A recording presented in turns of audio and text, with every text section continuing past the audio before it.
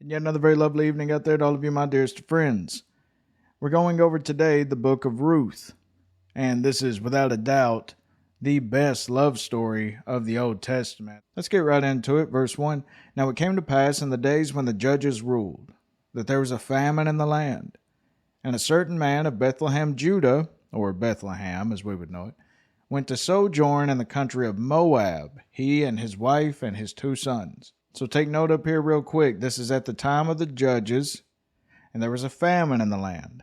David Guzik commented, the days of Judges, a 400-year period of general anarchy and oppression. This is after the time of Moses and Joshua, whenever they had already taken most of the land. A time of anarchy and oppression when the Israelites were not ruled by kings, but by periodic deliverers known as judges, whom God raised up when the nations sought him again. And as mentioned in this first verse, there was a famine in the land.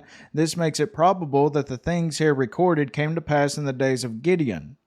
For that is the only time when we read of a famine in the days of the judges, Judges 6. Real quick comment by Charles Ellicott. Since Boaz was the son of Solomon and Rahab, whom there can be no reasonable grounds for supposing it to be any other than the Rahab of Jericho, it most certainly was, the events must be placed comparatively early in the period of the judges. And that's also a good fact to remember how Boaz's mother was a Gentile, Rahab. And really the motto of the time of the judges was how every man did that which was right in his own eyes.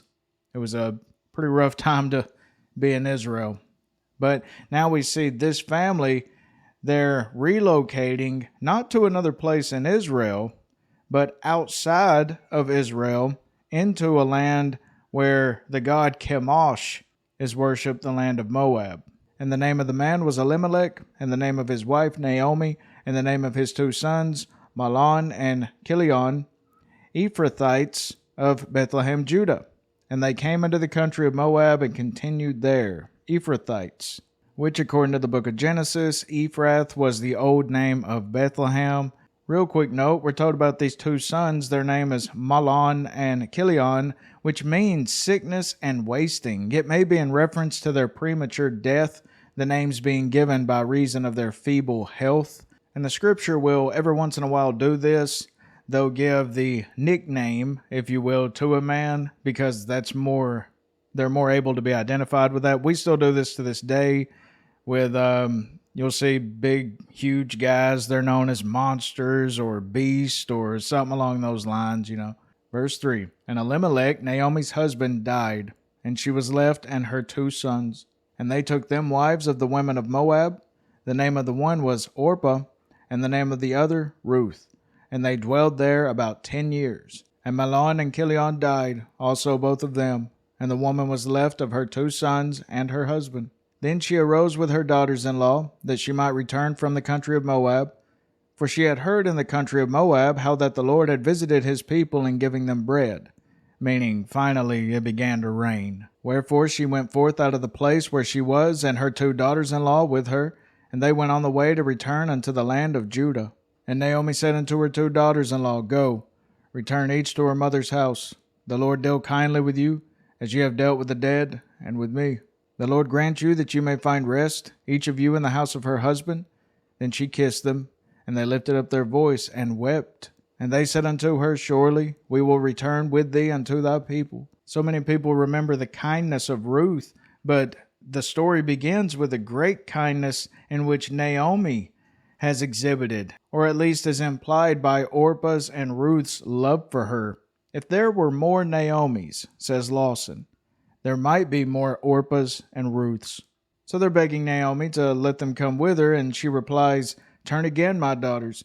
Why will ye go with me? Are there yet any more sons in my womb, that they may be your husbands? Turn again, my daughters, go your way, for I am too old to have a husband. If I should say I have hope, if I should have a husband also tonight, and should also bear sons, would ye tarry for them till they were grown? Would ye stay for them from having husbands? Meaning, would you wait for them, 18, 19, 20 years? Nay, my daughters, For it grieveth me much for your sakes that the hand of the Lord is gone out against me. And they lifted up their voice and wept again, and Orpah kissed her mother-in-law, but Ruth clave unto her. And she said, Behold, thy sister-in-law is gone back unto her people and unto her gods. Return thou after thy sister-in-law. Now this tells us something about how Orpah and Ruth were both idolaters. That's very important to note before you read the next verse. And Ruth said, Entreat me not to leave thee, or to return from following after thee. For whither thou goest I will go, and where thou lodgest I will lodge. Thy people shall be my people, and thy God my God. Where thou diest will I die, and there will I be buried. The Lord do so to me, and more also, if aught but death part thee and me. It's at this point that David Guzik noted how 10 years of Naomi's compromise in Moab around this worship of Chemosh never made Ruth confess her allegiance to the God of Israel. Yet as soon as Naomi stood and said, I'm going back to the God of Israel, I'll put my fate in his hands, Ruth stood with her. Now there's a lesson for all of us in this. If you think you will persuade your friends or relatives to Jesus by your compromise, giving in to certain sins, thinking that maybe they're going to look at you as not so Christian-y and all of that, you are mistaken. Perhaps you are sincere, but you are mistaken. Only a bold stand for Jesus will really do it. Verse 18, so Ruth is pleading with Naomi, no matter what, I'm going to stay with you. When Naomi saw that Ruth was steadfastly minded to go with her, then she left speaking unto her. Now, like Abraham left those old false idols behind and then came to this land of Canaan, so now we see Ruth leaving her family and her old gods behind and coming into this promised land, both of whom would partake through the genealogy in bringing forth the Messiah of the world. Verse 19, so they two went until they came to Bethlehem, and it came to pass when they were come to Bethlehem that all the city was moved about them, and they said, Is this Naomi? And she said unto them, Call me not Naomi, call me Mara, for the Almighty hath dealt very bitterly with me. I went out full, and the Lord hath brought me home again empty. Why then call ye me Naomi, seeing the Lord hath testified against me, and the Almighty hath afflicted me? Final comment for chapter 1 from Charles Ellicott. Naomi means my pleasantness. Mara means bitter. The latter word, Mara, or bitter, has no connection with Miriam or Mary, as some have supposed, which is from a different root. Final verse. So Naomi returned, and Ruth the Moabitess, her daughter-in-law, with her, which returned out of the country of Moab, and they came to Bethlehem in the beginning of barley harvest.